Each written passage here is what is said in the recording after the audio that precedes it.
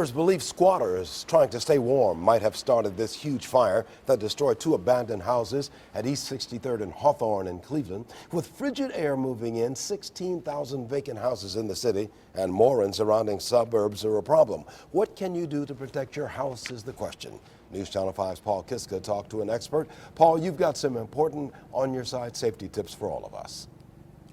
Well, that's right, Leon. You know, it's vacant houses like this one on Lucerne that causes people that live around an abandoned house like this to lose sleep at night, worrying. 16,000 abandoned homes like that in the city of Cleveland, 8,000 of them so far gone they have to be demolished.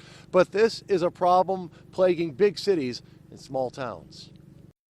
Every winter, Cleveland firefighters prevent massive flames like these in an abandoned house fire from jumping to other homes. So if you live next to a vacant house, here are some things to keep an eye on. The front looks somewhat secure, but it isn't.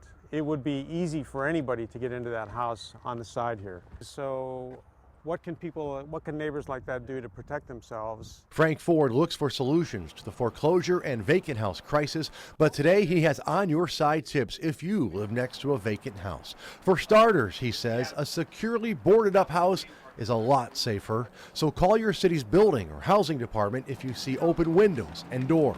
If it's the city of Cleveland, they should call 664-2000.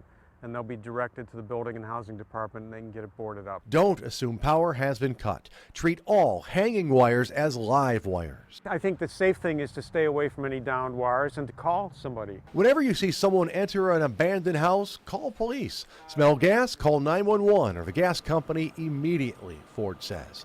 This vacant house in Euclid exploded last summer after police believe someone stole copper pipes connected to the gas meter. He does have two floodlights on the side of his house. Ford says if you live next to a vacant house, the more lights, the better. There's two floodlights with a motion detector on the side of that house. That makes a lot of sense.